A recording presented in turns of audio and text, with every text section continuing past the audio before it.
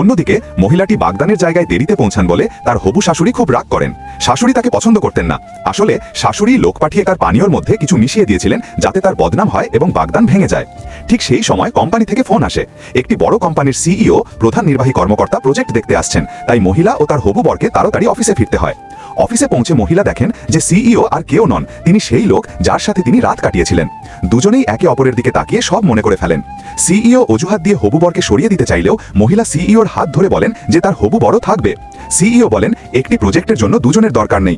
হবু বর ভয় পেয়ে সরে যান। মহিলা রিপোর্ট দিতে শুরু করেন। সিইও তার দিকেই মনোযোগ দেন এবং পেছন থেকে তাকে ধরে বলেন, তুমি আমার নম্বর ব্লক করলে কেন? মহিলা তাকে দূরে সরিয়ে দিয়ে বলেন, ওটা একটা ভুল ছিল, আমার হবু বর আছে।